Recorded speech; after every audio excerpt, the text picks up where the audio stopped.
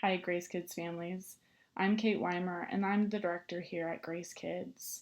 The goal of this presentation today is to answer any questions that you may have and hopefully ease some anxieties before the start of the school year. Thank you for listening.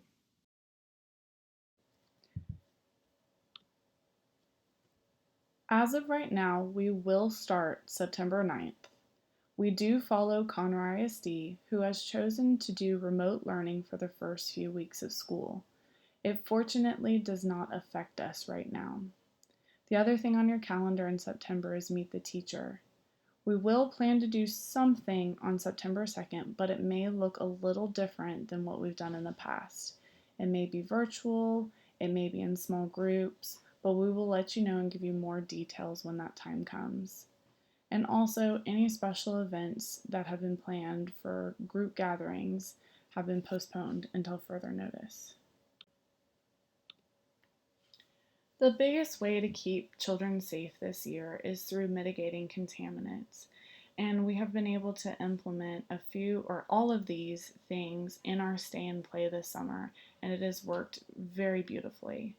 The first thing, and probably the most different that parents will notice, is the fact that we're going to have a car line. When you drop off or when you pick up, you'll pull into the parking lot and park under the porte cochere. There, a teacher will come out to your car and do a health check, and I'll explain what that health check looks like in a second. Then they will help get the child out of the car if you'd like, or you can get them out as well. And then the children will enter the building. Once the child is in the building, they will go to their classroom and they will wash their hands. Hand washing is going to be built into the schedule, and they will be washing their hands between each activity when they return to their room, any time where they have been touching and interacting with toys and things like that. Our teachers will have PPE, they will have masks, they will have face shields if they'd like, and they'll also have gloves. Making sure that our teachers have proper PPE and are using it correctly is a way to really help any kind of cross contamination between our teachers and our students. One of the things that's very fortunate about our program is the fact that it is small and we have such small class sizes. We're not going to be pushing any of the ratios, we're going to keep it small. And what that's going to do and what that's going to allow us to do is to keep groups together in their own, keep groups together so that throughout the day they're not crossing with other children and other teachers. And that's one of the things that the CDC highly recommends for any child care facility.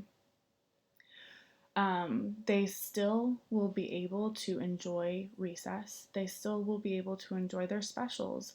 They're going to be able to go and do chapel and movement and music and science and sensory and art. The way that that's going to change is in between the classes, there will be cleaning and sanitizing. Anything that is used for both classes will be cleaned before the next class comes in. Now, I've gotten a couple laughs as far as the next one goes, social distancing.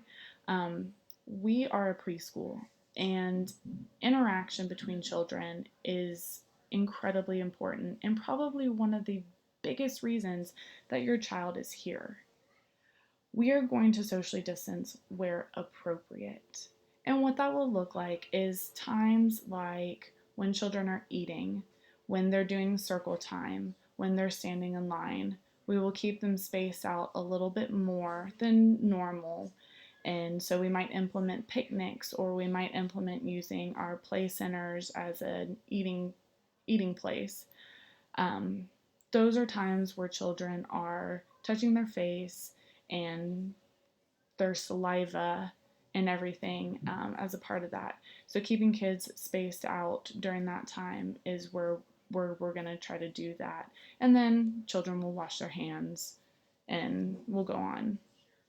The other thing is individual sensory bins. Before, we've had really fun big bins that children have been able to play with. What that's going to do is we're going to have to get plastic bins for each of our children, and then they'll be able to play in their own little space and not share it with the other kids. And then the last thing, at the end of the day, we have been fortunate enough to purchase a EMIS system, and this is just like what Conroe ISD has purchased for their schools. At the end of the day, once all the kids are out of the building and all the staff is out, we will go through and we will spray disinfectant throughout each of the classrooms. This is a disinfectant that is EPA safe for childcare facilities and is safe for any place where food is prepared. I am more than happy to send you that information. If you would like it, just feel free to shoot me an email and I can attach that to you. As stated previously, we will perform a health check, and this will be done on every single person that comes into the building. This will be done on our staff members. This will be done on the church staff as well before they come in if there are students present, and this will be done on the children. The health check will include taking the child's temperature or person's temperature and looking for signs of a fever. A fever is 100.4. We do ask that you give no medication to a child before they come to help with fevers or signs of illness. We will also look for signs of respiratory infection, and so that includes a cough, shortness of breath, or a sore throat. And then we'll have a waiver that every person will fill out, and this will be done before every single school day. For those of you who have been attending Stay and Play, we have been able to put it online and submit it that way so that we're not using a bunch of paper and we're not using cross-contamination with pens as well. So again, this will be done for any visitor inside the church before they come into the building. It is very important for us to define what an exposure is, and these definitions are below are from the CDC website. So a definition of an exposure is a close contact, and that's within 6 feet, of a lab-confirmed COVID-19 case for more than 15 minutes. It is also a direct contact with infectious secretions of a COVID-19 case without proper use of PPE. And the PPE we'll be using for our teachers are masks, face shields, and gloves. And this is all in a period from 2 days before symptom onset or date of specimen collection. One of the big questions is what happens if there is a confirmed positive on our campus? So if a family member of a staff or student is lab test confirmed positive, we will ask that that person be quarantined for 14 days and not return. Now, if a student or a teacher from our campus is confirmed positive, there is a possibility that the classroom will have to be quarantined for 14 days. Now, an example of that would be if a child came on a Wednesday and went home and then started to not feel well and went and got tested on a Friday and it came back positive. Now, Wednesday is within those 2 days, and we would have to ask that the classroom be quarantined. And so that 14 days has to do with the onset of symptoms, or 2 days before the onset of symptoms. So students would not be able to return the following Wednesday, but the Wednesday after that. Now, say a student came, or a student did not come on a Monday because they weren't feeling well. Again, a Monday, they've had all week since Wednesday at home, and they go and they get tested positive. That does not count as an exposure because it's not within those 2 days. So the classroom would be able to go on as normal, and the student would be quarantined. Now, we will require that if any person or any teacher or student does have a positive case, they will have to return with a negative test result from a doctor. If there is a positive case at our school, the first thing we will do is notify the entire school through email and Brightwheel. Then we will go specifically to that child or teacher's classroom and let that classroom know as well that there has been an exposure there. Now, as an example, say a 5-year-old in our school has been tested positive And just added on, they have a 3-year-old sibling. The first thing, again, we would do is let the entire school know that there has been a case, and we'll let you know if there's been an actual exposure that fits our definition from before. Then we will notify that child's classroom.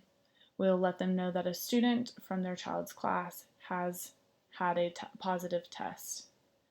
Again, that child, if they have a sibling, we will then go to the siblings class and send a message to those parents as well, letting them know that a sibling of somebody in their class has been tested positive. Transparency is going to be key this year. We are going to do everything we can to share all the information that we can do legally and well with you as parents, and we really ask that you do the same for us. Please, if there is anything going on, if there is an exposure or somebody under investigation for COVID-19, let us know as soon as possible so that we can keep things from spreading and we can keep our kids safe. Lastly, what can you do to help? The most important thing that you can do is to keep any child that you think is sick home. If they have a fever, a cough, shortness of breath, sore throat, or headache, please keep them home so that they can get better and not spread anything. The other thing to start doing right now is to practice good hygiene and hand washing. That way, when they come to school, they'll have those good practices and they'll be able to do it better in a group setting to again help lower the amount of cross-contamination.